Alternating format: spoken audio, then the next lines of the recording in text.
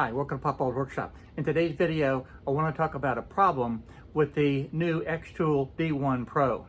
And this is what happened right there. I want to show you what caused it and how I fixed it. I want to point out that this may not be a problem on all of the Xtool D1 Pro lasers. It is all about how the cable was routed through the machine and up to the laser head.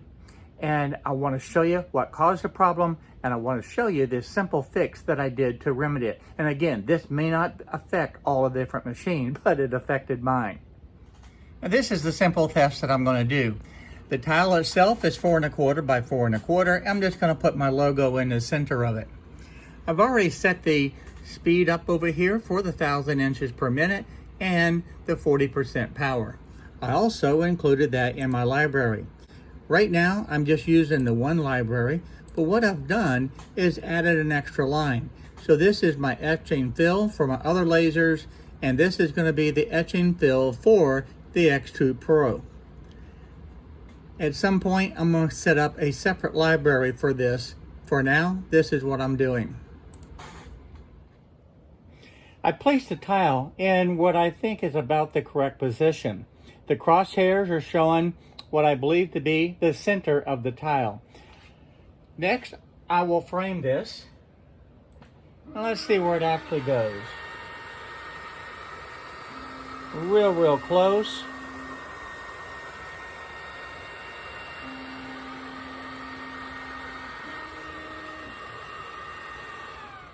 I had to make one small adjustment for the y-axis. We'll do that again. That looks good.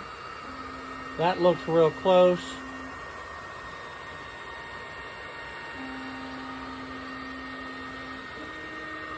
For this test, that is going to be perfect. It does not have to be exact. At this point, I'm happy. Let me grab the glasses and I'll hit start.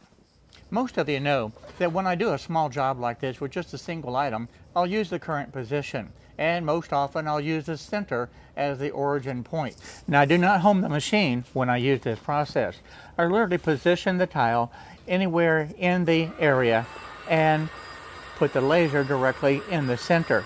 When I frame it, I can make those small adjustments. And to me, this is just a fast, simple way to be able to get the engraving started and running. Now, of course, I'm using the Lightburn software to do this. And at this point, everything is running perfect and doing exactly what it should do. I want you to pay close attention, though, to that cable on the back side. I'm not sure you're going to be able to see it in the camera, but this is what happened. I stopped the laser because you see what happened here. All of a sudden, it was not doing what it was supposed to do. Now, the laser itself did not move and nothing changed in the software. So what could possibly have gone wrong? Here's the problem right here. This cable is actually underneath this gantry. And what's happening, I'm going to get a close-up of this. As this is moving left and right, this little bracket right here, which is actually part of the limit switches, actually is catching the cable. And when it catches that cable, that causes the problem right there. And it makes it where it throws it off. And it hooks inside of here. So that has to be fixed. What I plan on doing is taking these two zip ties and cutting them loose and moving the cable from where it's underneath, and I'm going to pull it back up onto this back area. Hopefully that will solve the problem. I changed the position of this wire now and put two brand new zip ties in, and the way the cable now is oriented, it actually rolls up to the top of the gantry. That will eliminate the possibility of it getting caught up in part of the mechanism for the limit switches. So problem solved. But please be aware of that. If you put your machine together, check for this so that you won't have a problem like I just had on my project. Now, since that time, I have done a number of different projects, and all of them work flawless. That little simple fix solved the problem. So when you're assembling your machine, please make sure that you check this, and if you need to, reroute that cable and put in some new zip ties to be able to keep it up and out of the way of that limit switch. It will save you some big headaches, and it will save you from ruining a project. In this next project, this error is totally mine. I'm going to engrave this tile. This tile is 13 15/16 or about 353 millimeters by 9 13/16 or about 249 millimeters. For this tile, I did the exact same thing. I set the tile into this workspace and used the current position. I slid the tile around, made the adjustments during the framing operation to be able to have everything exactly where it needed to be. Now this is a fairly large tile. I don't think I've ever done a tile this large. But with everything correct and ready to go, I grabbed the glasses and I hit start, and I went ahead and began engraving. And everything was going exactly as it should. Perfect. Until I made a mistake. And yes, this error was simply me. I, while looking at the software, accidentally hit the stop button. Yeah, that's right. I hit the stop button. This is looking awesome. The detail is amazing. The lines are crisp. Doing a fantastic job. At this point, I'm going to give you a full disclosure.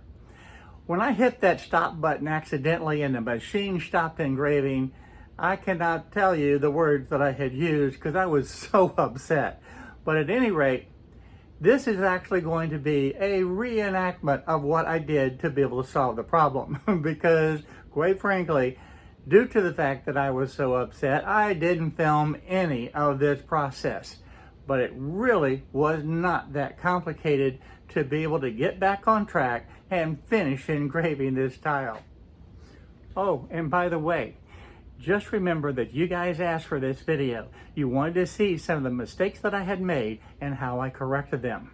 The only thing you're not going to see is some of the frustration that I had when I realized that I made the problem. But I think the lessons that you'll be able to learn, you'll be able to take and use in your shop. So enjoy watching my mistakes and how I corrected them. This is the project that I was working on.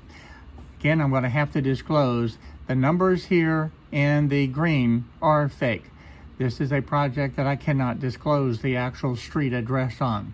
But the 2 is real, the road is real, and everything else, the 4, 6, 8, 10 A road is just fake to be able to fill in the space. Other than that, all of the blue area is part of the original sign.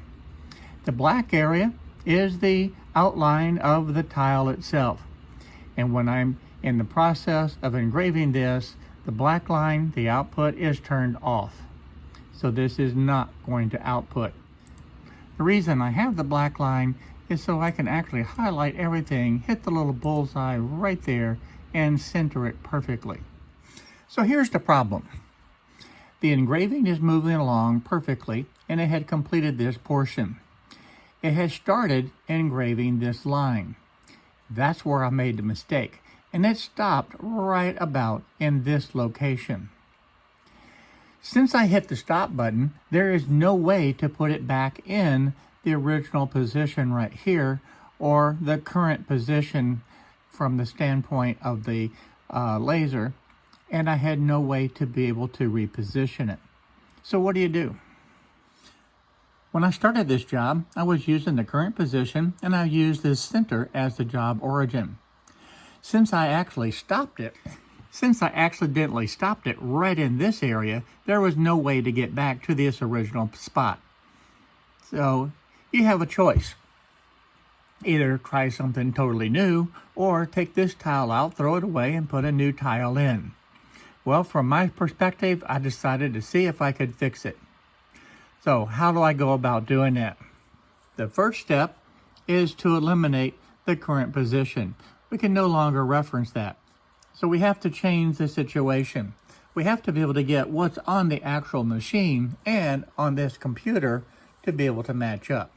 The first step to be able to accomplish this is to be able to home the machine. I love having the limit switches on here to be able to home the machine. It makes it so much easier. So now it's in the home position. And keep in mind, the tape itself is covering up the real address. And this is how the sign actually looked in the end. But it did take a little bit of work to be able to get there. Now that the machine is homed, I'm going to be using absolute coordinates. What does that actually mean? It means at this point, the machine itself is right here at this position. My goal is to be able to position the tile to match what's on this screen to what's over on the actual laser. I can use this button right here to be able to move the laser to the different locations. The first step is to be able to identify where the tile actually is located. So I'm going to select this, and then I'm going to hit this corner of the tile, and the laser will move to this particular spot. Let's look on the machine itself where this spot actually is. The crosshairs identifies exactly where that point is. The object is to move the tile to that exact point.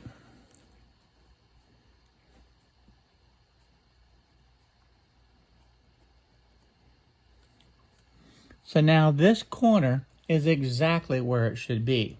Next, I'm going to move over to the corner on the other side. I changed the position of the computer so that you can see what I'm doing in real time. I'm going to select this button again and come right over here to this corner and select it and watch the laser.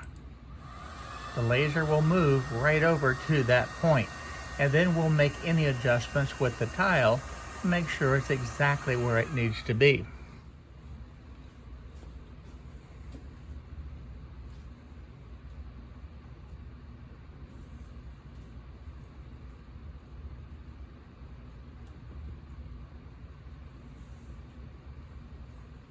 I have the two corners approximately where they need to be. Let's go ahead and move down to this other corner. Again, I'll select this point and then select it, and the laser moves to that point.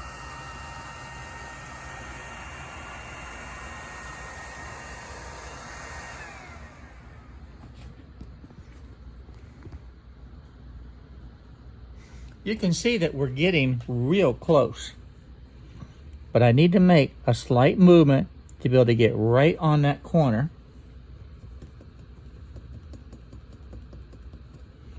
That looks real good. Now let's move over to the other corner. Again, we'll select a pointer, and the laser is heading right over to that point.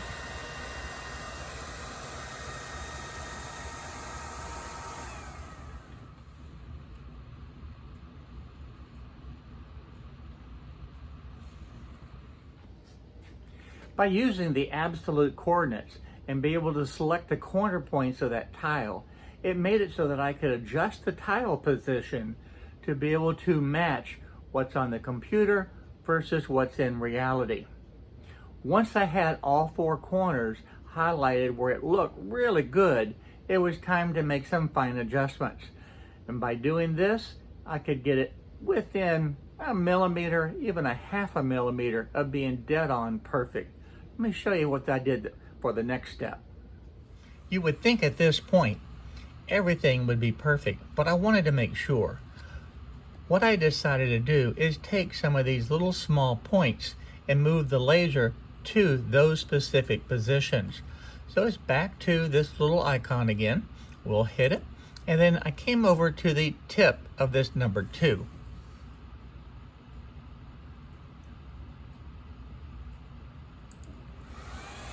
And now the laser is going to move directly over to that point.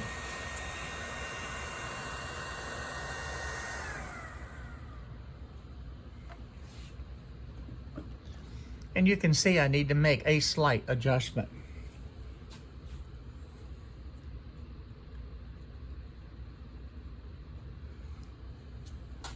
I only moved it about maybe 2 millimeters, but that is what it takes to be able to get accurate. Next, I want to move over to this point right here and see how close that is. Back to the little icon, we'll select it, and we'll come to that point right there.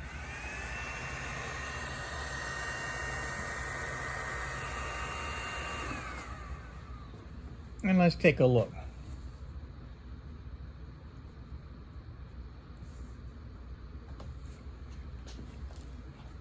The amount of movement that I had to make at this point was almost negligible.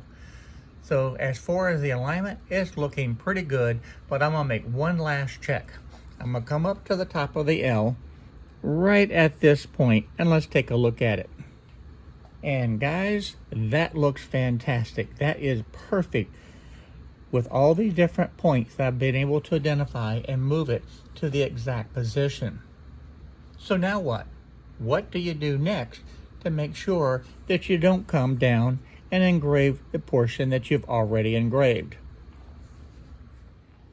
So far, I hope that you can see that this is really a pretty easy process. It's just being able to match these different points exactly on the laser itself as compared to what's on the computer screen. And now that I have the tile positioned exactly where it needs to be, probably within about a 1/2 millimeter, what's next? If I just hit start, it's going to start the entire job over again. And I don't want that, because even though that bottom portion has been engraved, if I did the job over again, what's going to happen? You're going to get ever so slightly a variation, and you don't want that. So here's a very easy way to be able to accomplish making sure that that does not happen. Earlier, I had this project grouped so that I could center it directly into the tile. At this point, we need to change that. I'm going to go back and highlight the project. At this point, I need to come up to the top and I need to select this icon right here to ungroup everything. Now, the portion that I had already engraved, which was this portion, and let's make sure we get everything. I want to make sure that little diamond is included. And the line was done. So I want to be able to highlight all of that, and we're going to put it on a different layer. Just to keep it simple, we'll put that on a red layer. To make sure that that does not engrave again, make sure that that layer is turned off, just like that. With that all done, now keep in mind I would have the real address in here, and let me put that on the blue layer just so that you can see that. Pretend that we have the real address in there. This is what you would see, everything in the blue, and that is going to be set as the output. You look at the output over here, that is the blue layer, and it's set to output. The black line around this is not going to output. With only the blue set to be able to engrave, and I have verified all of the different points, I'm ready to hit start. The laser knows exactly where it is at this point right here, and when I hit start, it is going to immediately begin to engrave just this blue area. And that is how you save the project. And in the end, the project turned out absolutely perfect. There was no problems whatsoever with the engraving. Keep in mind, I had to tape over this address so that you could not see the real address. But the project itself turned out perfect. There is a lesson to learn from this. If you home the machine each time, the machine will know exactly where it is. Now, I know oftentimes, and you've seen it in many of my videos, I use the current position, drop the tile in place, or whatever the project is, frame it, and engrave. Yes, that's a shortcut. But it does not account for the problems that you may run into.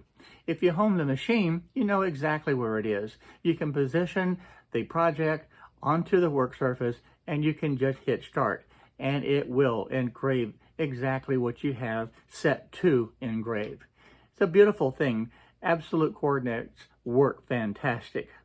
So I hope this little lesson will help you out in your shop. Okay, everyone, there's my 2 mistakes. One was mine, that I had really messed up bad and wanted to save the tile. And two was the X tool where that wire was just a little bit out of place. And again, that's probably not on every machine, but it was certainly on mine. And had I caught it sooner, I would have been able to save that first tile that you saw earlier in the video. That one I couldn't save. The good thing is, though, I was able to save the large tile by switching from the current position over to the absolute coordinates and then position that tile on the workbed exactly where it needed to be. Took a little bit of effort, but it wasn't that bad. But keep this in mind. If I had homed the machine to begin with, it would have been so much easier if I made that mistake of hitting the stop button. I could have just proceeded on and started it again, and it would have continued to be able to engrave without any problems. So lesson learned from my standpoint, and gives you a real good reason on why you should home the machine. I hope that you found this video useful and picked up a few tips and tricks along the way to perhaps save a project that you're working on. And if you did like this video, please go ahead, give me a thumbs up. And while you're there, go ahead and hit the little subscribe button and the bell notification. If you've noticed, I have now hit 10 million views, which is an absolute fantastic achievement. I'm very, very pleased with that. In addition, I've also hit 130,000 subscribers, and that is too fantastic. This channel is not possible without all of you. And I really do appreciate and thank each one of you for being able to come and spend time with me in my shop. I look forward to seeing each and every one of you in the future videos. And I also want to give a special thank you to all of my Patreons who help to support this channel as well. Their support is invaluable to be able to help keep this channel going. So again, thank you, thank you, thank you. This channel doesn't exist without all of you. I look forward to seeing each and every one of you in the next video. Bye-bye now.